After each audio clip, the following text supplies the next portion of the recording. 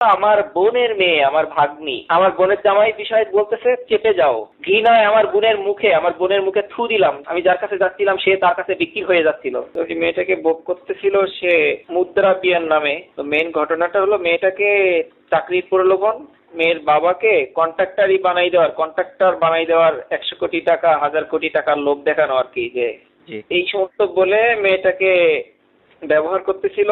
তো অনেক লম্বা ইতিহাস, 3-4 মাস ধরে এগুলো চলতেছিল। বলতে অনেক সময় লাগবে, আমার গলা ব্যথা, কথা বলতে পারতেছি না। তো ওই মেয়েটাকে ভোগ করতেছিল সে মুদ্রা বিয়ার নামে। পরে আমি বিষয়টা জেনে যাওয়ার পরে সে আমাকে অনেক আকাশ কুসুম লোভ টোভ দেখায়, আমাকে পিএ টু হিসাবে পরিচয় করায়। তার গাড়ি আমাকে দিতে চায়, যে গাড়িটা তোমার, আমি কিনে দিব। ঢাকায় যে কদিন আমি থাকবো আমার গাড়িটা তুমি চালাবে, আর বাকি সময় গাড়ি তোমার কাছেই থাকবে। আমি তো বাসে যাওয়া আসা করি, বাড়িতে আমার আলাদা গাড়ি আছে ইত্যাদি। আমাকে লোভ দেখায়, কিন্তু আমি তার লোভের কাছে নিজেকে আসলে নিজের আত্মসম্মানের কাছে আমি ছোট হতে পারিনি। আমি তার লোভের ওই অফারগুলো গ্রহণ না করে আমি তার সাথে তার সুরে সুর মেলাই শুধুমাত্র প্রমাণ। আমি সাধারণ মানুষ, সে একজন সংসদ সদস্য, সে তো আর আমার কোনো কথা তো আর মূল্যায়ন হবে না, সে যেটা বলবে সেটা আইন। তো আমি শক্ত প্রমাণের জন্য আমি তার সাথে কয়েকদিন ছিলাম। তো সেই মতো আমি সবই করি, আমি সব প্রমাণ সংগ্রহ করে, এর আগের থেকে ওরা বিভিন্ন জায়গায় যাওয়া আসা করতো, সেটা আমি জানতে পারি, কিন্তু আমার হাতে তো তথ্য ছিল না। এই তথ্যগুলো আমি একেবারে নির্দিষ্ট নেওয়ার জন্য আমি 1 সপ্তাহ তার সাথে ছিলাম, কিন্তু আমার ঘৃণায় আমার নিঃশ্বাস বন্ধ হয়ে আসতেছিল ওই 1 সপ্তাহে, যে এরকম মানুষ ক্ষমতার সর্বোচ্চ পর্যায়ের নেতা থেকে এরকম অনিয়ম দুর্নীতি, এটা আমি আসলে মেনে নিতে পারি না আমার বিবেকের কাছে। অন্যদিকে হলো আমার বোনের মেয়ে, আমার ভাগ্নি বা আমার বোনের জামাই, তাদের কাছে আমি বিষয়টা উপস্থাপন করলাম, আমার বোনের কাছে, আমার মার সামনে, যে এই ঘটনা। তো আমার বোনের জামাই বিষয় বলতেছে চেপে যাও, এমপিকে হাতে রাখতে হবে, আমাদের সামনে অনেক কাজ, কন্ট্রাক্টর হতে হবে, 100 কোটি টাকার কাজ ধরতে হবে ইত্যাদি ইত্যাদি ইত্যাদি। এই 5 বছরের মধ্যে কিছু করে নিতে হবে। ঘৃণায় আমার বোনের মুখে থু দিলাম, যে তোদের ঘরের ভাতার আমার পেটে যাবে না। এবং আমার ওই মেয়ের কাছ দিয়ে আমাকে কিছু টাকাও দেয়। আমি আসলে ওই টাকাগুলো গ্রহণ করিনি, আমি গ্রহণ করতে পারিনি। যে ওইদিকে একদিকে হলো ভাগ্নের ইজ্জত, আর একদিকে আমাকে মুখ বন্ধ করতেছে। তো যাই হোক, ওই টাকা ফেরত দিছিল, এটা সবাই জানে, এমপি পিএও জানে যে আমি টাকা নেইনি, ফেরত দিছি। ওই ভাগ্নিকে একটা মোবাইল দিছিল, মোবাইলটা উদ্ধার করি। মোবাইলের সিমটা ছিল দেলোয়ার মাস্টার নামে একজনের, সিমের নাম্বারটা আমার কাছে আছে, বা আমি আপনারা চাইলে পরে দিতে পারবো।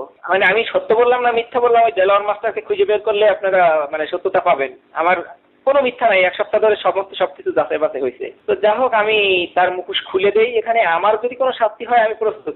আমি এরকম খারাপ একটা মানুষের চরিত্রটা সামনে তুলে ধরছি। তো আমি একাই দৌড়াচ্ছিলাম, আমি যার কাছে যাচ্ছিলাম সে তার কাছে বিক্রি হয়ে যাচ্ছিল, কিন্তু শেষমেশ আমাকে কিনতে পারিনি আর কি। হয়তো 2-1 দিনের মধ্যে হতে পারে। যখনই ভিডিও ভাইরাল হয়েছে তখনই আমার বোনের জামাই ওই তার মেয়ে মরিয়মকে নিয়ে প্রাইভেট কারে করে ওই বাড়িতে, মানে শ্যামনগরের উদ্দেশ্যে যাওয়ার সময় ওই ভিডিও বার্তাগুলো ছাড়তেছিল। তো এই সর্বশেষ 2-1 দিনের মধ্যে হতে পারে।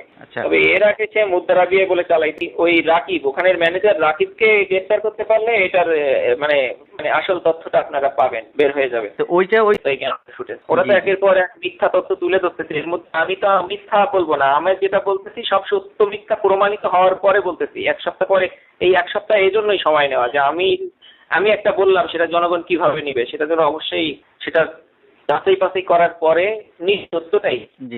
খেলার সময় বলতেছিল যে তোকে বাঁচাইলে আমরাও বাঁচতে পারবো না, আমাদের সব শেষ, এমপিগিরি শেষ।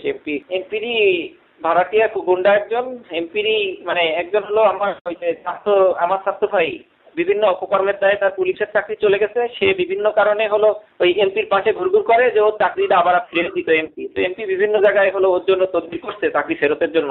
এই জন্য ওই এমপি যে হুকুম করে ও তার থেকে বেশি করে আর কি, ধরে বললে হোক। পরে ওই এমপির হুকুমে ওই ছাত্র ভাই আমাকে মেরে ফেলতে গেছিল মাসুমের বাসাতেই। আমি ঢোকার সাথে সাথে অতর্কিতভাবে আমাকে শ্বাসরোধ করে মানে মেরে ফেলতেছিল। তো কোনো রকমে হয়তো আল্লাহ বাঁচাই দিছে।